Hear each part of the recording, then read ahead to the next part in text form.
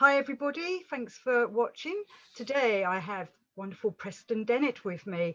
I've been reading I've got one of his books on my Kindle and I've been following his UFO work for some time. Thanks for joining me, Preston.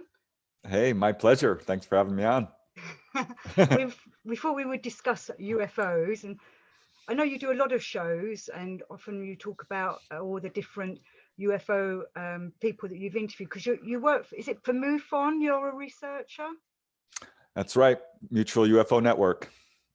So do you get called out quite a bit to go and interview people? I'm pretty much independent of MUFON right now. That's how I started. And yeah, I did a lot of cases with them, but now I've got people coming at me from all directions. So I'm definitely very busy. Yeah, I'm contacted pretty regularly by people who are having all kinds of experiences, but usually UFOs, that's my strong point, but it's all connected to paranormal. So I've had to research all the different aspects of ghosts and near-death experiences and levitation, Bigfoot, out-of-body experiences, the whole deal. It's all connected. Yeah, because your books are very varied, and I hadn't known you'd done an out-of-body experience one until the other day, and it's like, right, I'll have to get that one because I'm quite interested in that kind of thing as well. I like the supernatural and the paranormal, and I do wonder if it's linked in some ways, and whether it's something. Well, actually, I'll just ask you this: has this last year, 2020, has the UFO phenomena grown again? Are more Yeah, people seeing them? yeah. Number of reports has gone up. I think it's a number of reasons for that. This is a phenomenon that is steadily escalating. I think it's getting closer and closer. What started out with, distant sightings has moved to widespread landings, a lot of people being taken on board these craft, waves of sightings over major city centers. It's something that I think is slowly becoming more and more part of the mainstream. I don't think it's going to go away. Yeah, it's definitely escalating, and people are, not only is the phenomena escalating, people's awareness of it as well. So it's becoming part of, the mainstream and our humanity's consciousness. UFOs are not going to be a mystery forever. The reason I asked that is because I can't remember now if it's the second week or the third week. I saw a UFO for the first time in years. I haven't seen one for a very long time. Haven't seen many, but I saw a huge one. And it was definitely over the town. It was dark. The town that's the next town on from mine. So it was big in the sky. It was definitely not a plane. There was no sound. Because it was nighttime, I couldn't really see the shape. The lights were going, like they say, the lights were flashing, maybe going round, I don't know, or just flashing.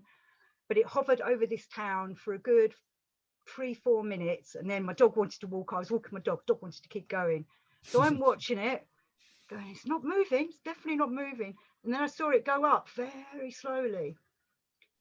Then I went around the corner and then I lost it. It was gone. So whether it zoomed off. So that's why, and I've heard from other people, because I've told this to some people, and people are saying, yeah, we saw something strange. So I just wondered if is it something to do with what's going on with 2020, or is it just people are noticing these things because they're at home? Yeah, I think it's probably both.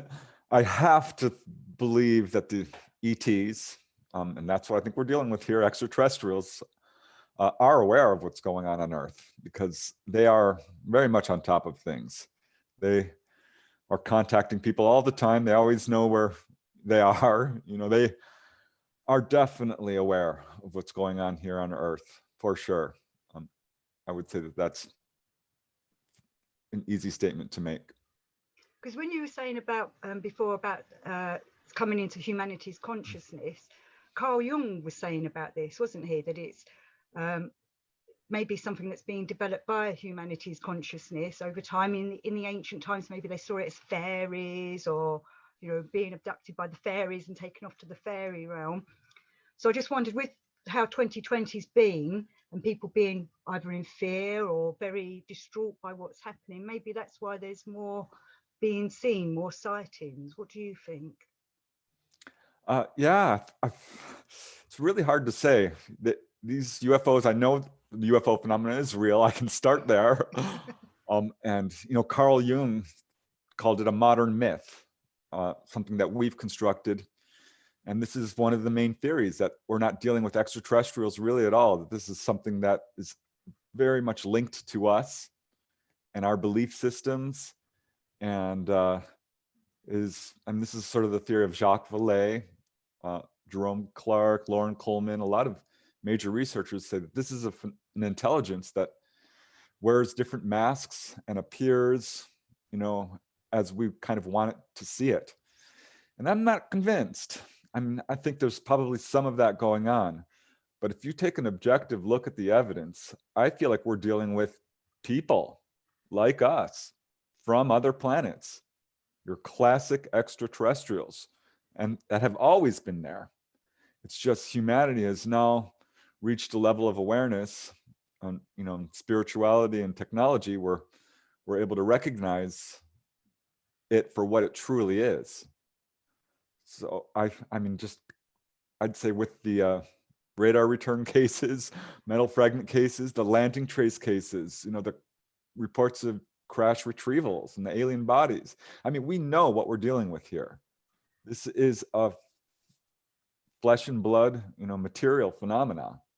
And yes, it does have amazing paranormal aspects to it. But I don't think this is something we're generating. This is something that's independent of us. Do you think it's many different types of aliens? Like we've got the Greys and the Nordics and all these different reptilians. Do you think there's all these different sorts as people are reporting? Yeah, I'm going to say it's probably infinite, honestly. And it's really hard to get a handle on because of that, because we live in such a wide, infinite universe. But one thing I can say, just from a facts point of view, is most of what I get is reports of Greys. Half are some variation of what we would call the Grey type ET, short, large dark eyes, bald head, this sort of thing. And next to that would be human-looking ETs, looking pretty much like us, but generally more muscular or more genetically perhaps refined. But yeah, reptilians turn up. I don't get a whole lot of those. I get more praying mantis type, mantids actually, than that. But there's another category. It's just what I would call strange humanoids. This is fascinating to me because it's very much like Star Trek, kind of. We're dealing with humanoids as the basic form. We don't get weird blobs or weird, phantasmagorical shapes. And it's basically, generally speaking, almost universally, some form of humanoid. So that I find fascinating. That raises serious questions about, I think, our own relationship with these guys. If they look just like us, did we even evolve on this planet? You know what I mean? This raises all kinds of questions. But yeah, definitely a huge variety of humanoids. I often wonder if we were originally from this planet. I quite like the Anunnaki idea that we were created by the Anunnaki myself. But I find it interesting about humanoid ones because I speak to a lot of people about how they get visited by the cat-headed ones. And I'm very into Egyptology. So I used to show these people that talked about this. Oh, does it look like this? And I'd have my Sekhmet statue, who is the cat goddess of Egyptology. And they'd be like, yeah, it's just like her. So I find that quite fascinating, that they relate to these ancient gods and goddesses.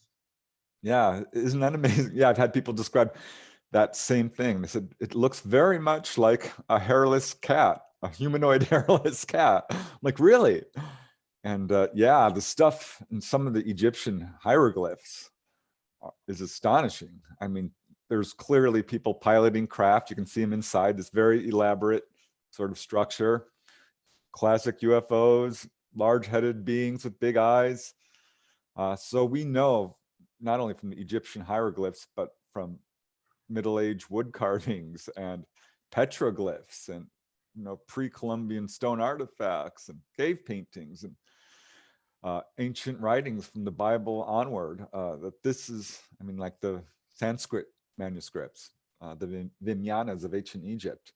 This is something that has been around for millennia, probably longer than we have. And I do think we've probably been genetically intervened with for this entire time. And we're seeing it now with this hybrid baby phenomena. I imagine, I suspect, I should say, that this has been going on for a very long time, and we're now just becoming aware of it. Can we talk some more about the hybrid baby phenomena? Because not many people know about that. And if I bring it up with some people, they're so shocked. So maybe you can explain it better than I ever have been able to. Yeah, oh boy. I came into this field very skeptical. I just didn't believe a word of it. And one of my first cases did involve hybrid babies. Half were gray. This is particularly with the grays. This is one of their agendas. When someone's taken on board a craft, they're physically examined, and sometimes genetic material is removed or taken, collected, and the person is pulled back on board and shown a baby. And it's not entirely human. It looks half gray, half ET. And I know how this sounds to a skeptic. I just cringe when I think of how they must feel, because it's quite a big pill to swallow. What, alien babies? Are you kidding me? No, I am not kidding. So this is definitely part of this phenomena. It's one of the agendas, particularly with the grays.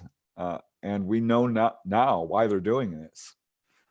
I've talked to at least 4 or 5 different people myself, and I know many other cases where the people have been told by the grays the purpose for this hybrid baby phenomena, which is to revitalize their race.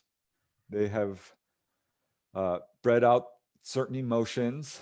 They've bred out their ability to reproduce. They've got genetic damage from space travel, from radiation, from wars. There's sort of little variations in the stories, but they're all the same general theme, that the grays are desperate to revitalize their race so they can reproduce and get back in touch with emotions, at least, or in a more physical way, to sort of rephysicalize their race a little bit. So yeah, I know how skeptics feel because I came to this phenomenon like, okay, UFOs, and then there's levitation, what? Moving through solid objects, telepathy, healing. I mean, this was a lot coming all at once. And it's very difficult to convince a skeptic of something that's going to shift their worldview completely. Normally they need something to happen to them, like, seeing the UFO or something strange happening at night that they can't explain. But carrying on with the hybrid babies, because they're not on this earth, are they? So they're taking them back to their world or to their wherever they are. Yep, on the ships.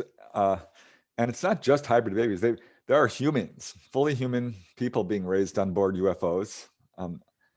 And as near as I can tell, there are hybrids here on Earth. And in fact, this is what a number of, I'll call them abductees, experiencers, believe is happening to them, that they have essentially been genetically upgraded or integrated, and they are themselves hybrids. So this again raises that question, like, who are we? I mean, if grays are interbreeding with us, how genetically close are we to them? And the answer, as near as I can tell, is very close. Because there are many cases I could march out where the grays have said, oh, you are us, we are you. One day you will look just like us. Or many people have been told, oh, the grays told them, we used to look just like you. We are human. The grays are essentially human beings like us, but genetically damaged or altered. So I'm sorry. Yeah, they're very close to us. I mean, they could be our ancestors in a way, or our cousins would be one way of looking at it. Because I know one theory is that they're actually us from the future, where we've, like you're saying, de-evolved our physical bodies and our emotions somehow. Somehow we've managed to switch off from all that, and then they've come back to try and collect all that again. Because it must be quite frightening to think that I would be heartbroken to know that a child maybe I'd had with one of them was in another planet, because I've heard stories of people being shown their children and saying this Yes. is your child, but they now live, on board a ship somewhere. So do you have have you spoken to people about that kind of thing? Oh, for sure. Yeah. Many of them. I would say that turns up fairly regularly. And now we're at the point where I've talked to people who've not only, been taken on board and shown these hybrid babies, but shown them as adults. I mean, one lady I interviewed, she had an experience where she just woke up. She's had experiences her whole life, being taken on board and hybrid babies and being healed, the whole deal. But she wakes up one day, she had just broken her arm and got back from the hospital and woke up one evening and was going to get a glass of milk or juice, and there was someone in the kitchen. And she's stepped back and it was a gray, but not a complete gray, it was a hybrid. And he said, "Do you recognize me?" She said, "No, I don't." He said, "Oh yeah, you know me, you know who I am, you should be able to recognize me." She's looking at him and realized that this was her hybrid son. And he says, "Yeah, that's right, I am your son." She's like, "Wow, how old are you?" And he says, "Well, you would think of me probably as 25, but I'm actually a lot older than that because I don't spend a whole lot of time in your dimension. We live in another dimension where time flows differently, and I've spent a lot of time there. So I'm actually much older." And he kind of tried to describe it to her, and that's kind of what she came up with. But he says, "Yeah, we're always watching over you. We came to check on you because is your arm okay?" She says, "Yeah, I'm doing fine." And he just said, we don't want you to worry. We're always here. We will protect you. And this is something I've heard from, same exact message, same exact thing, really. Another lady I interviewed, Lynette, had the same exact experience.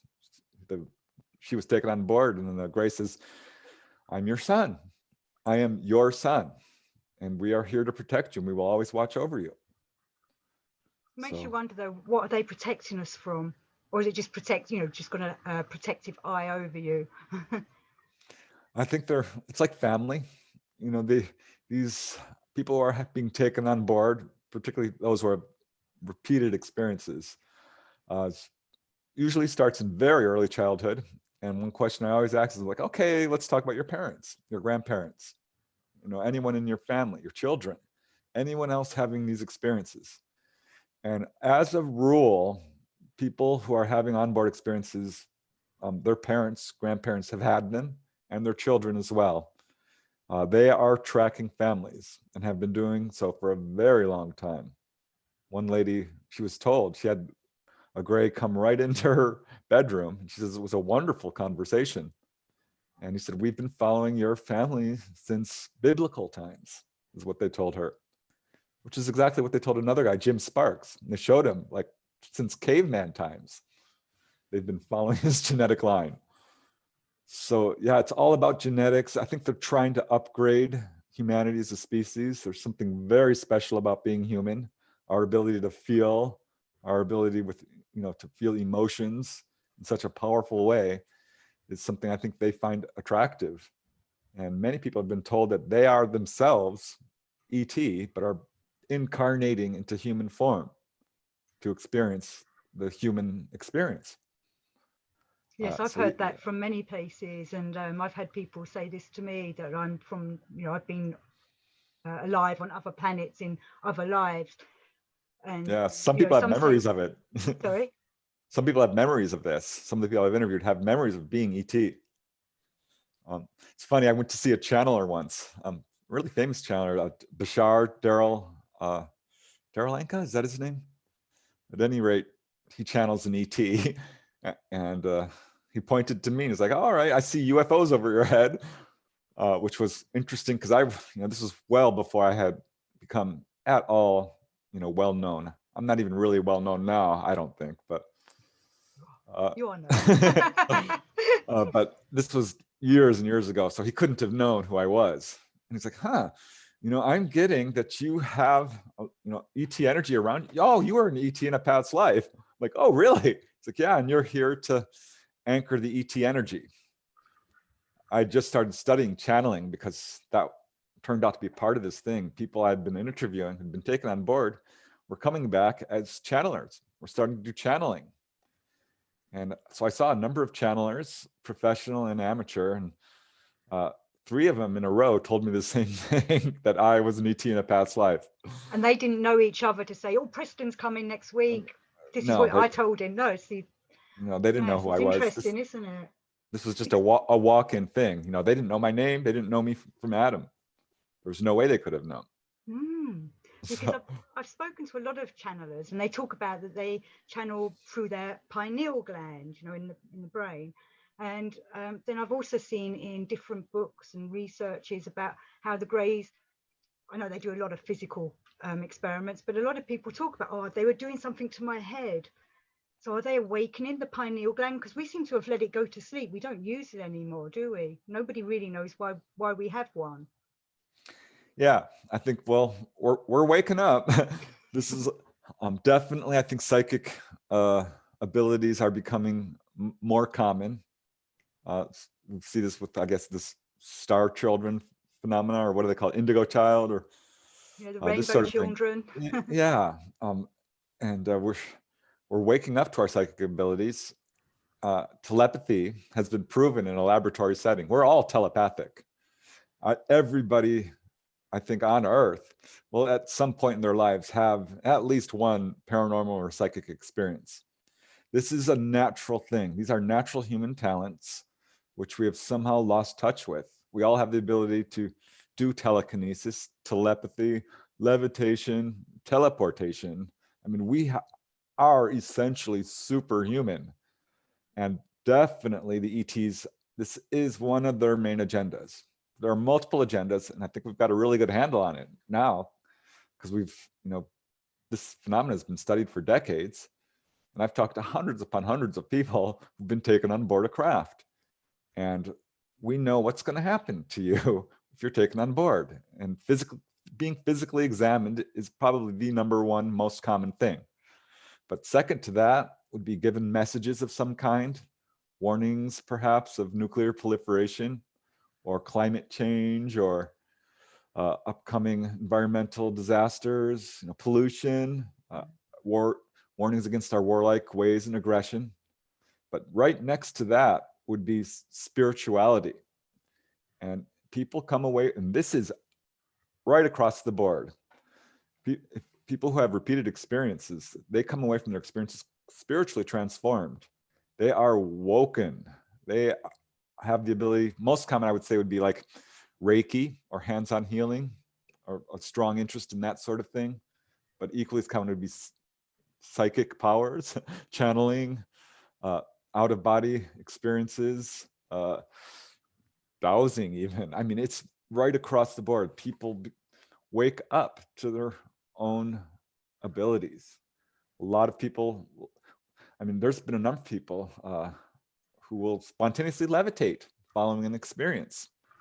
First time I heard that, I'm like, wow, I've never heard that before, but I kept running into it. And I just recently, one of the ladies I interviewed for my latest book, that happened to her. And I wish I had gotten the book, but I didn't even think to ask. But she's just blurted out one day. I'm like, she's like, oh yeah, I levitated once as a kid. I'm like, oh, you're kidding. Wow. So definitely they are trying to wake us up to our own spiritual heritage, who we are. And this, I think, speaks volumes towards who these guys are. And should we be worried? You know, are they hostile? Are they benevolent? I don't think they're hostile. I really don't. I'm not saying they're all our space brothers out there and let's welcome them. And, you know, I don't think they're gods either, or demonic. I really don't. I think we're dealing with people very much like us, whose behavior falls under the same umbrella as human behavior, but is honestly skewed towards the positive. It'd be much more easy to prove humanity is a hostile species than ETs. Because the worst I get is people are treated like lab rats. They feel like they're treated with little compassion. And can be a very traumatic and very scary experience for people. And they're paralyzed, they can't move. There's these bug-eyed things, you know, sticking needles in them. This is not fun. And when I first started researching, I was horrified. But as I stepped back and looked at all these accounts objectively and looked at the people who were having these experiences and spoke to them and asked them what they thought, very few will say that they're outright evil. Most feel like this is an experience that they've benefited from, ultimately. But initially, it can be very difficult. I suppose it feels scary to think that that kind of thing's happening to you, and because it's being done when you're not fully, I want to say, awake. And then not many people remember it afterwards. Normally they find out about it in a hypnotic state, or something happens that suddenly triggers it off, doesn't it? Which maybe makes people a bit suspicious of, well, why are they doing it like that? And then cover, like making you forget about it, like a Men in Black in the movies when they have the little light thing that makes you forget. They put it across your eyes so you forget what happened. I think that's what makes very much people like that. Yeah, and I do have some questions, and I flip-flop a little bit on this because, kidnapping, that's not all right. There's no way you can rationalize that. Even if you're saving someone's life, like an emergency physician, perhaps, you should say that, tell them, communicate. And we don't always get that. And if, being taken out of your bedroom in the middle of the night is not okay. But on the other hand, people who are taken out, I've got 300 documented cases of people who've been healed, physically healed of everything from colds to cancer. I mean, I'm serious about this. 30 cases of cancer, tumors being removed, AIDS, diphtheria, tuberculosis, jaundice, kidney disease, kidney stones, liver disease, cuts and bruises. All of these things have been healed. The flu, bad back. I've got like 10 or 15 cases of people who have had their back healed. So there is a very positive aspect to this that is often overlooked or pushed aside or ignored. But I suppose if they don't have, like you were saying before, about not having the emotions, maybe they don't realize that what they're doing does look a bit suspicious by kidnapping us in the night or whatever. Yeah, well, here's a case that speaks to that. This is not my own, but this was from Constance Clear, another researcher. But it's a very interesting case from this guy in Texas, a little town in Texas, who was having pretty, unhappy experiences. They were not fun. They were mostly recalled through hypnotic regression, and it usually involved operations, and sometimes painful and often scary, and they weren't super communicative. So this was not, he did not like this. This was traumatic. He had PTSD. And he had another experience, and he was taken on, board. He recalled this under hypnosis, and the gray ET walked up to him and said, "Hi, my name's Nelda." I'm like, "Oh, this is interesting." And she says, "I'm a female. I'm actually the highest ranking female on this ship," which I thought was interesting comment to say. I'm like, "Oh, is there sexual discrimination among grays?"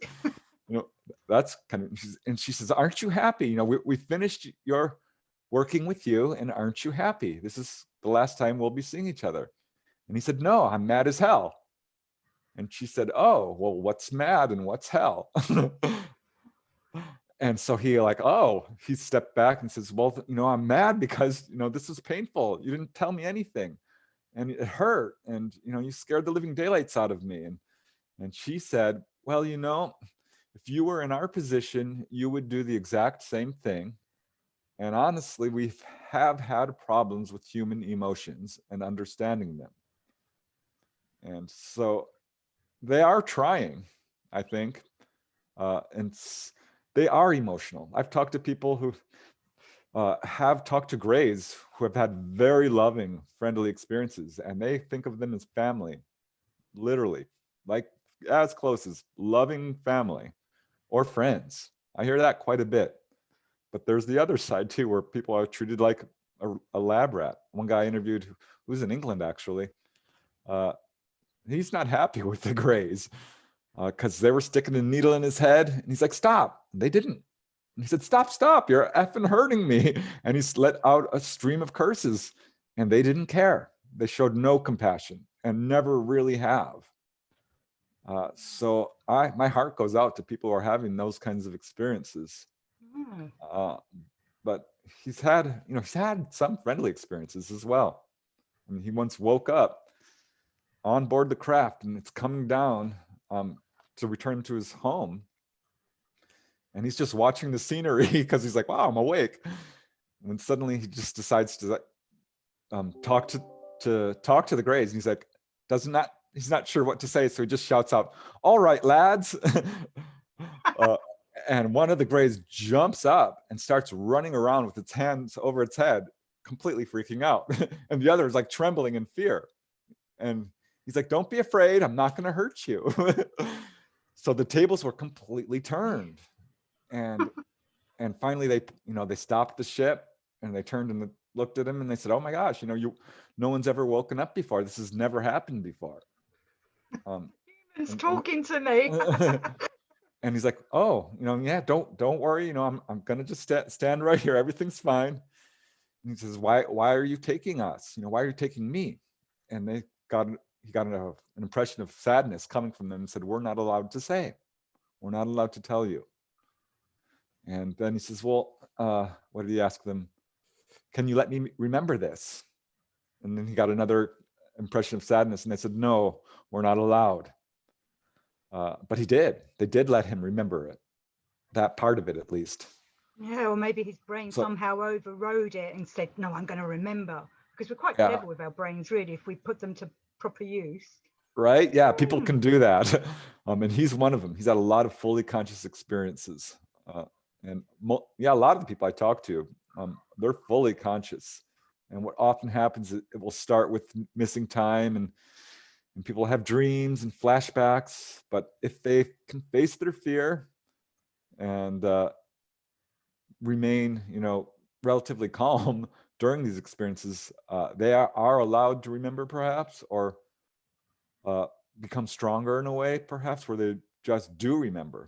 One lady I talked to, their Greys were like, you won't remember this. And she's like, oh yeah, I will. I'm going to remember this. And they said, you don't tell anyone. She says, I'm going to tell everyone. And they said, well, don't tell your dad. She says, I'm going to tell my dad right away.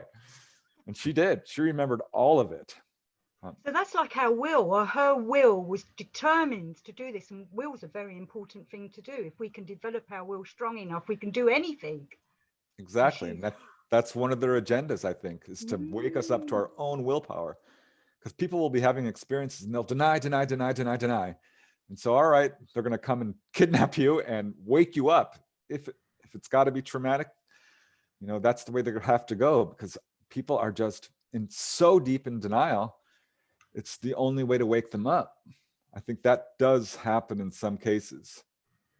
No, I agree with you on that. I think that as well, because I myself and a friend had an experience in Wales where we know we had missing time on a car drive. And I can't remember whether it was a day or a week later, but we thought we're going to be hypnotized because we were into the UFO things then, and we believed a lot about fairy folk stealing people in Wales. And he was hypnotized first and refused to go to that memory, and instead he went into some past life regression, which was very interesting. And when they tried to hypnotize me, I just wouldn't go under. When normally I love hypnotism and meditation. I normally just go boom. I wouldn't do it. Wasn't happening. So they must have known that we would try and do something like that and put an even heavier block on us so we couldn't remember anything. But we knew something had happened. That's fascinating. Yeah. People can see a UFO. I remember there's one case, a guy saw a UFO and he's like, wow. And it started to leave his mind. So he quickly wrote it down. By the time he was finished writing, he had completely forgotten it. And he set the pad down and didn't even realize what he had just done until he picked his pad of paper up and read his own writing. And it's like, oh, it says here, I saw a UFO. I don't remember this. And I've talked to a lot of people where this, there are memory problems involved with this. And I've experienced it myself. I had a really close-up sighting once. This was very early on in my research. Let me see, I got involved in 86, kind of really started investigating in 88. And it was 1992, I'm driving home from my brother, my sister-in-law, and this ball of light drops down out of the sky and comes right in front of my windshield. My first thought, oh, is this a bird? No. Is this a fireworks? Because it was late July. I thought, well, maybe, 4th of July. But no, it wasn't. It was a ball of light about the size of a golf ball, a little ball of light. And it goes back and forth, right in front of my windshield, a foot away. I mean, there's no doubt that this was right there. Went back and forth 2-3 times and then straight up. And I watched it go up. I'm like, wow. And I don't remember anything after that. And I never even realized this for years.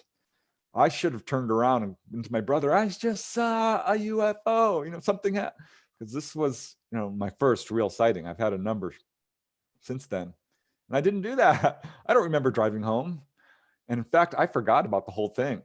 I really did. I didn't, it's like months later, maybe even over a year. I'm like, hey, I remember this.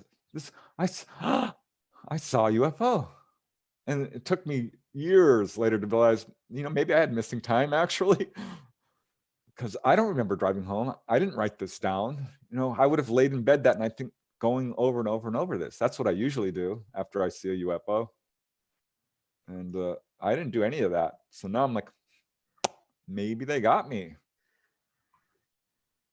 So would you say your other UFO sightings have been balls of light as well, or have you seen other things?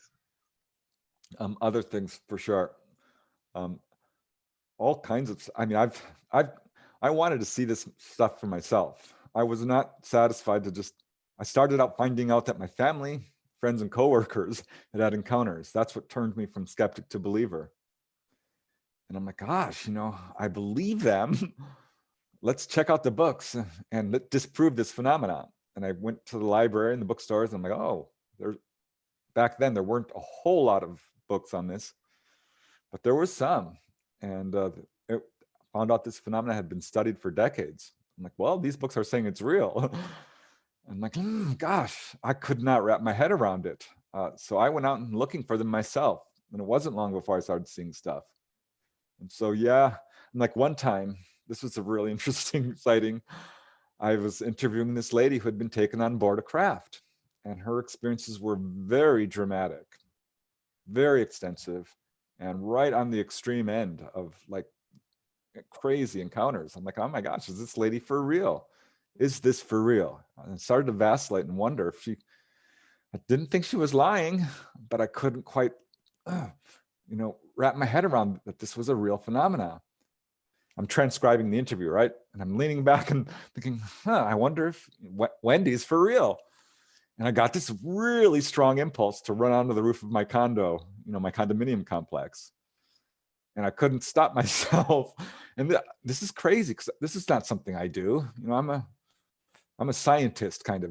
I was brought up that way. I was a materialist. I didn't believe in anything. I was all about science. And so this was hard for me. I grabbed my glasses, I'm slightly nearsighted, and ran up onto the roof of my 3-story condo. You're not allowed up there, by the way. It's against the rules. So I don't go up there. Never have before or since. I mean, I've been up there, but I don't go up there to, look around. And I get up there and I put on my glasses. I'm like, what am I doing? What am I doing up here? And boom, this UFO appears. And this was kind of a ball of light, large orange fiery ball right across the street, fairly large. It was right above the palm trees there. And it blasted me with a message that I couldn't believe because, I'm not super sensitive to energies and things like this. I am more so now that I've meditated and done a lot of work towards this. But I, honest to God, heard a message from these guys, and they said, hello, it's us. We're Wendy's ETs. You don't believe? Watch this. It was all in one giant message, right? It wasn't like words. I don't even know how to describe it. It was like a real strong thought ball that came roaring at me like, you don't believe? Hey, watch this. We're Wendy's ETs. This is basically what they say. And then this thing darts back and forth, like, look what we can do. Explain this. And I'm like, oh, I can't. Wow, thanks. And then they took off, disappeared. So they knew that you were thinking about her when you was transcribing. They knew that you were thinking, or not doubting, but like thinking, can this be real? And they sent you a message. They know about my research. They know about everything. And I've gotten other clues of this where they're watching me. And I'm like, oh my gosh, on some level, I'm having contact too. I remember I called up Wendy. I'm like, oh my God, you're not going to believe what just happened. Your ETs came to say hello. She's like, I told you. Because, her friends had seen it, her family, her neighbors, wherever she goes, she's a UFO magnet. I'm like, well, gosh, I'd like to see them again. And she says, well, I'll arrange it. I'm like, all right. She says, because she's in telepathic contact with these guys. And I've done this before with other people who think, they can call down UFOs. And it hasn't worked, but she did it again. And I had another sighting with her that was tremendous. And this was in Pasadena, Southern California. And she says, here's where we're supposed to go. And so we went there on this particular night that she said that they would show up. And I took my sister-in-law with me and my nephew and Wendy, 4 of us. And we're hiking up into this little wilderness area, kind of off the freeway. We're not supposed to park on the freeway, but we did. And we're hiking up this hill, and my sister-in-law and my nephew got caught behind. It was a long hike up this hill. So they're a couple hundred yards behind us out of view when Wendy and I reached the top of this little plateau. And she says, here's where we're supposed to go. And she screams. She's like, there they are. And whirls me around. And I'm like, whoa. And it was like right across the street again, 50 feet away and maybe 20, 30 feet high was this giant sphere. And it was the most beautiful thing I've ever seen in my life. It was exquisite. It's hard to describe. It was kind of like this giant sphere, big as a house, covered with golden light. It was little sparkly golden, almost divine energy, kind of. I don't even know how to describe it, but it was gorgeous. I mean, this thing was exquisite, and it just took your breath away. Totally silent and looking at us. You kind of get that sense of it, and we're just jumping up and down, screaming. I didn't even think to take a picture. I kick myself now. I wouldn't either. It's better to be in the moment and see it with your own eyes.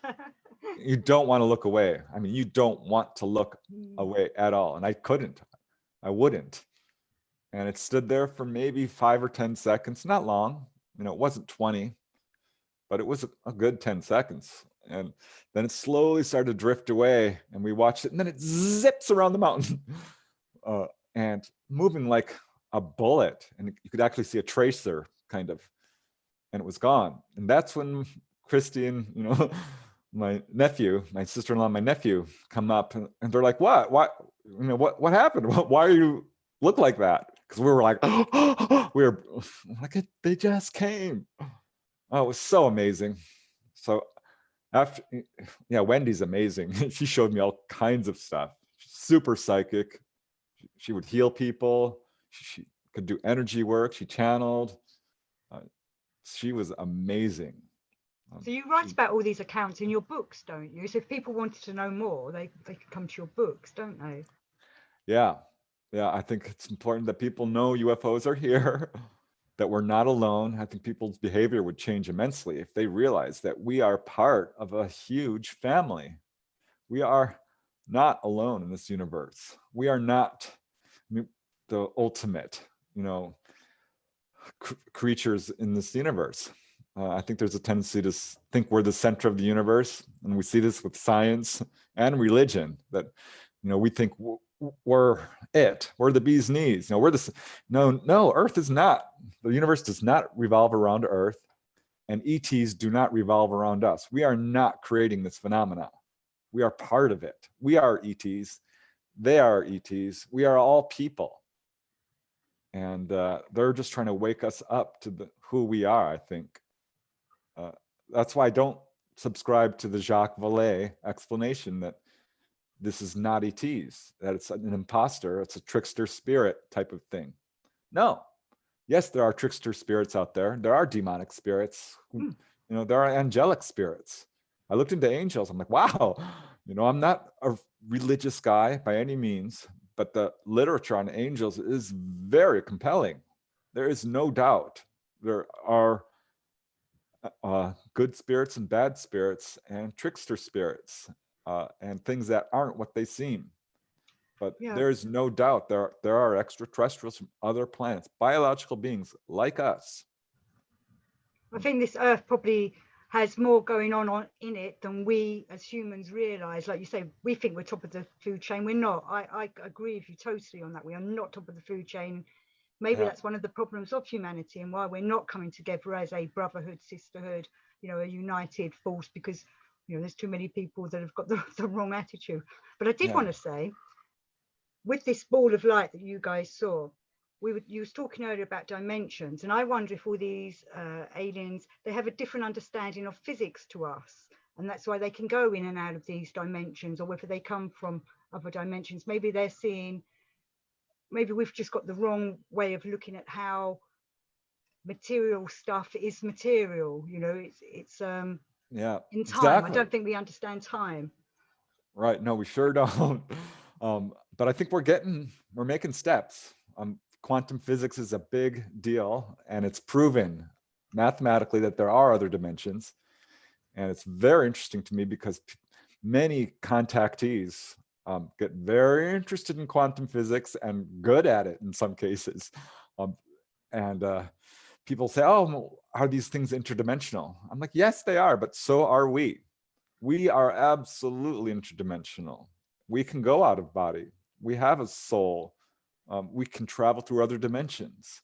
And they have an understanding of it that surpasses our own, I think. And so, yeah, they can travel other interdimensionally.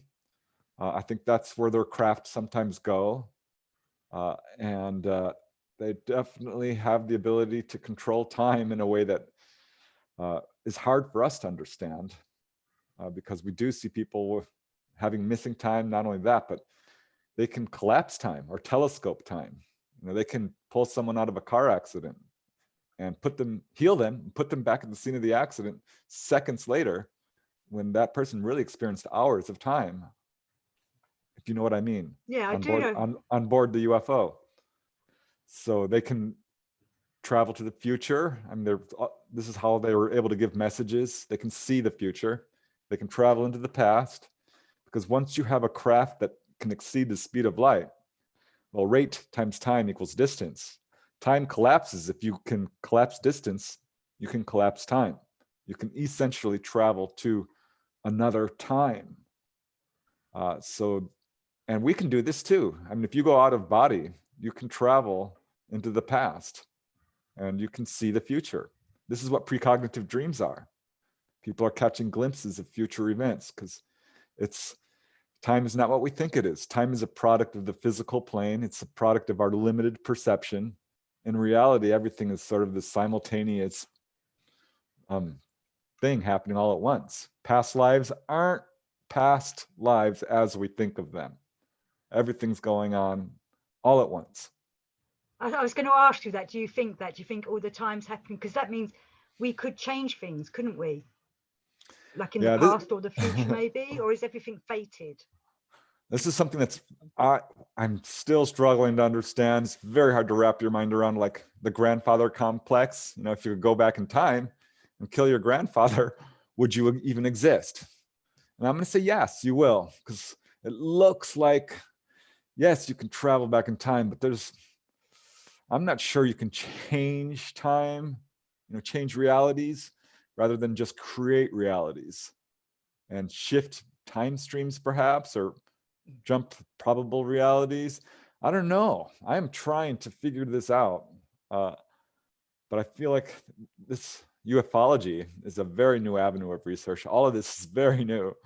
Some of the Eastern religions have studied like the other planes extensively.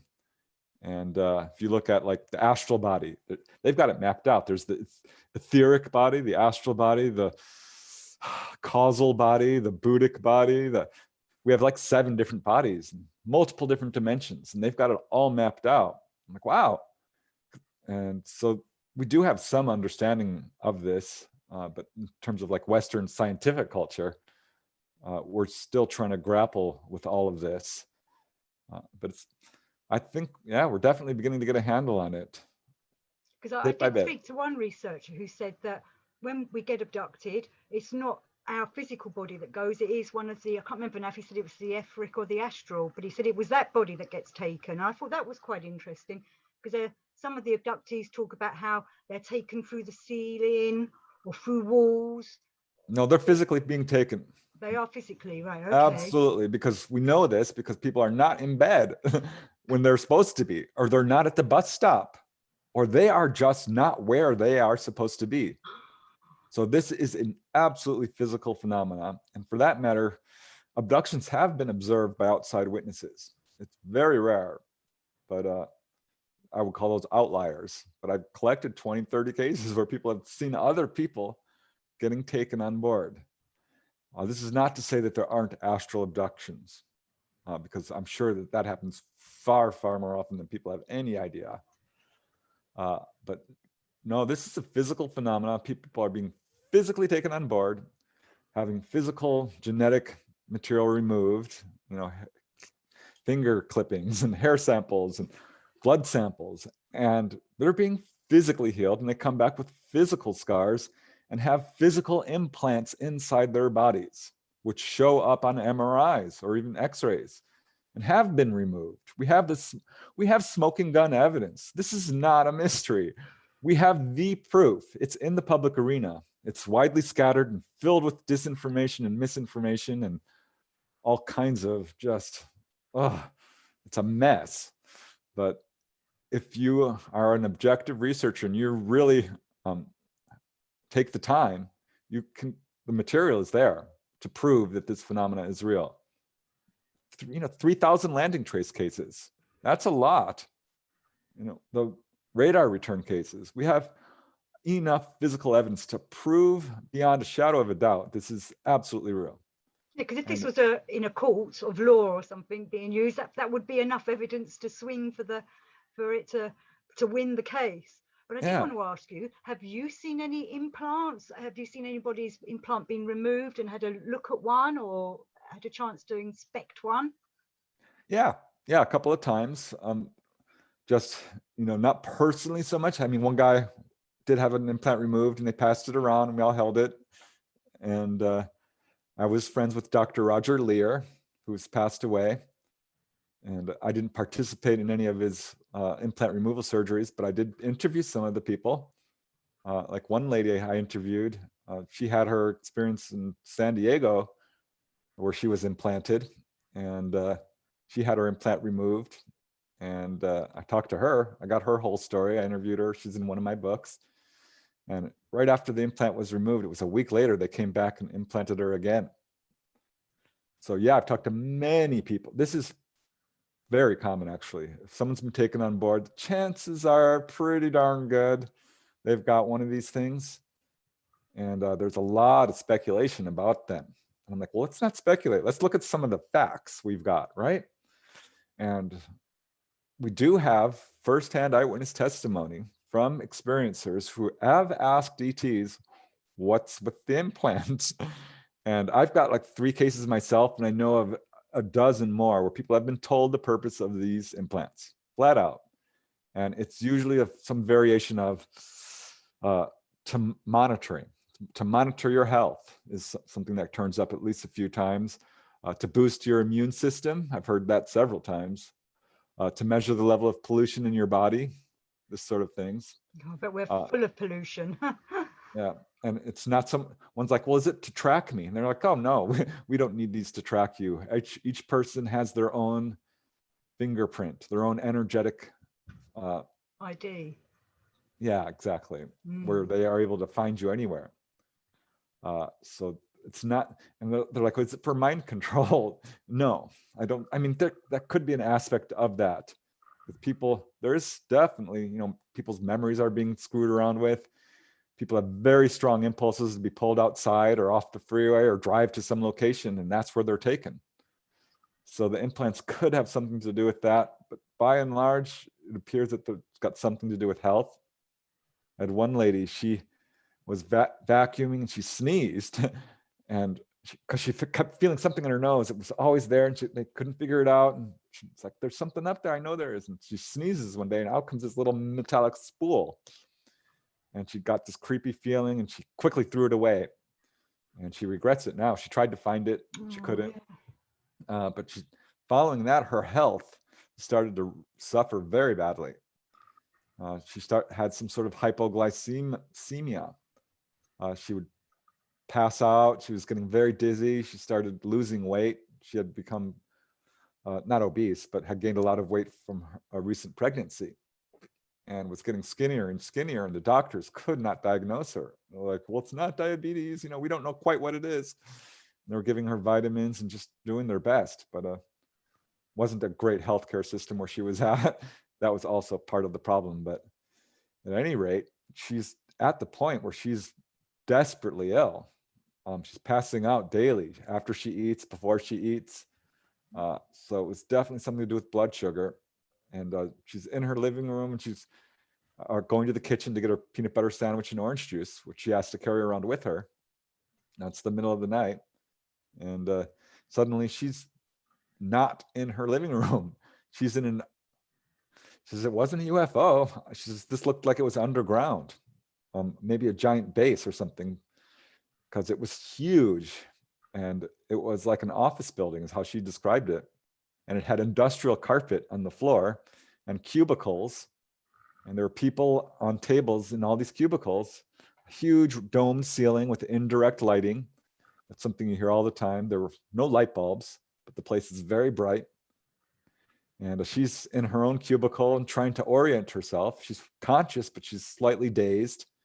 She looks across, there's a man, and they start talking. He says, "My name's Cooper." And she says, "I'll call her Jill." She says, "I'm Jill."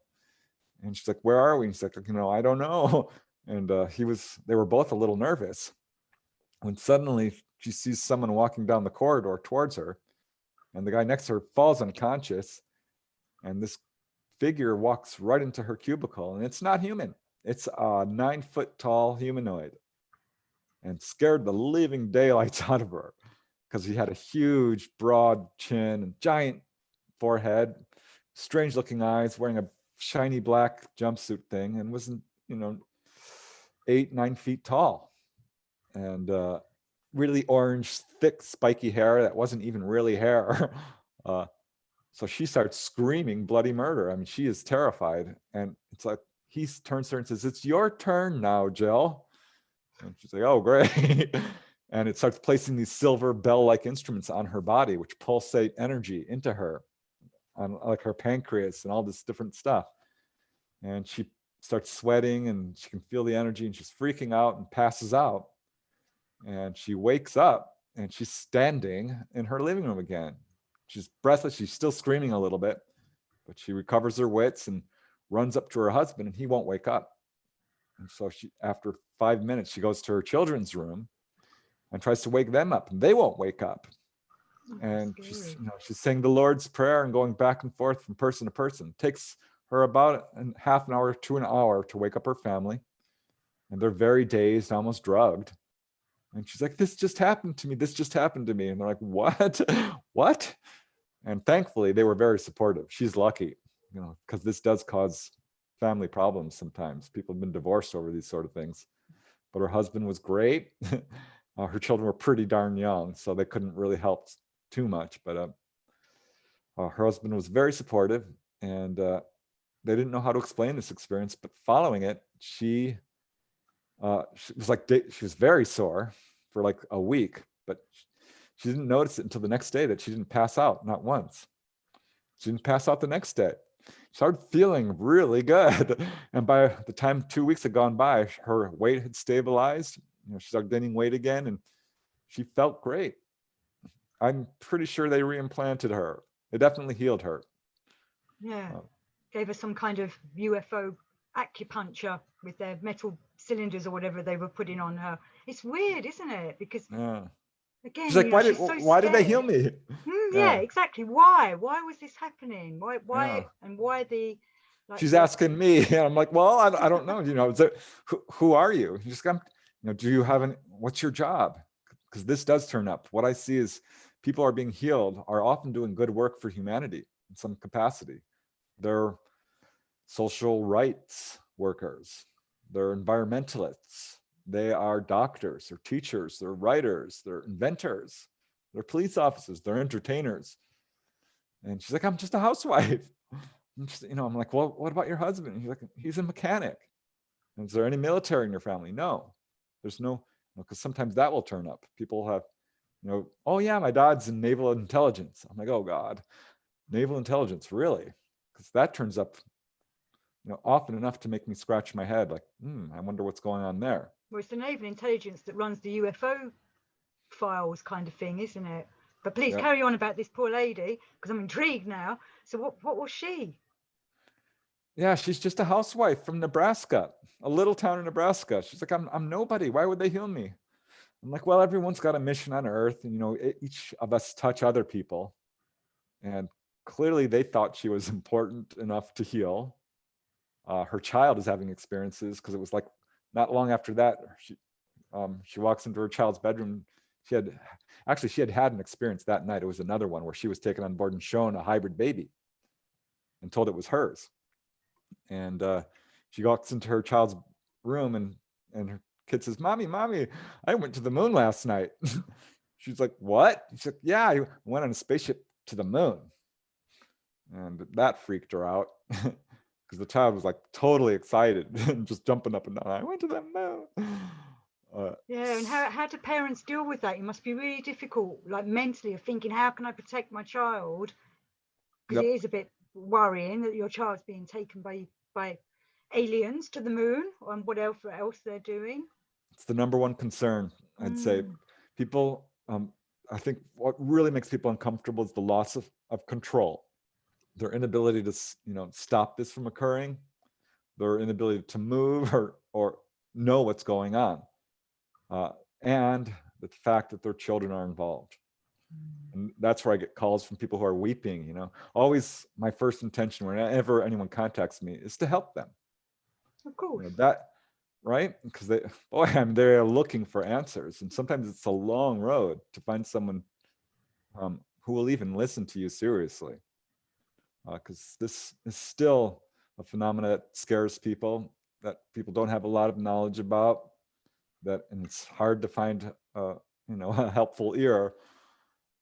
So definitely, I think that is a huge concern for parents.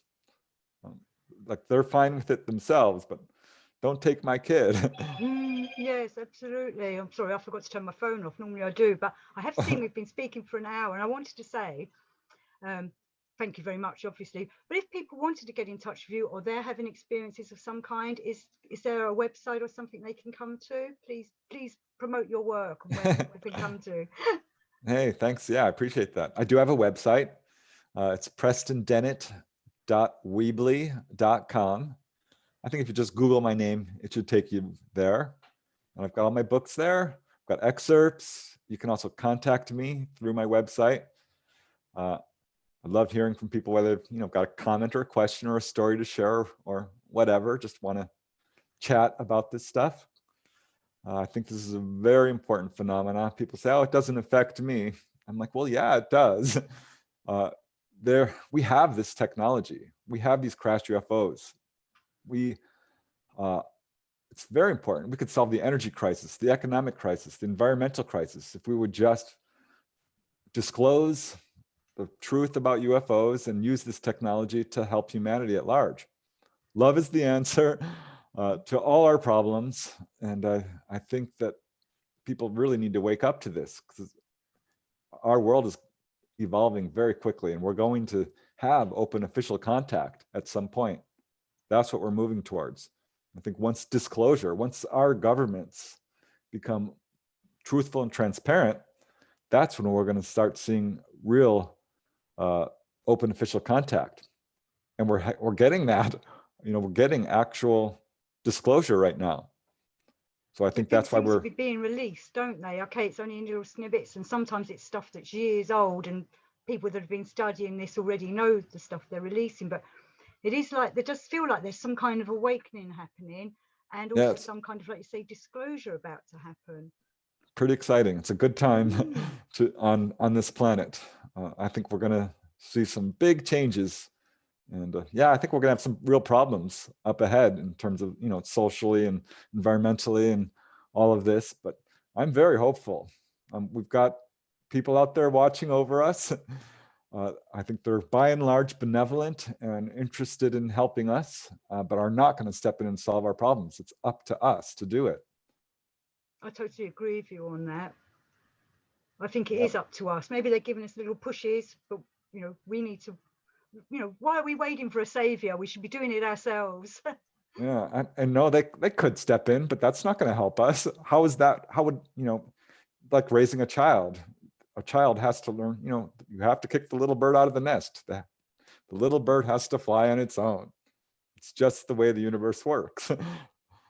So you're not helping anyone if you fly for them. You know what I mean? People Yes, have to learn absolutely. themselves. Well, thank you very much, Preston. This has been brilliant, and I hope we can do another sometime. I've really enjoyed it. Oh yeah, me too. It was awesome. Yeah, anytime. Okay, well, we hopefully start doing a few more on this and we going a bit deeper about things. But thank you very much. Just say your website one more time so people can catch it. Yeah, it's prestondennett.weebly.com. That's 2 N's, 2 T's. And yeah, I really appreciate you having me on. It's so much fun.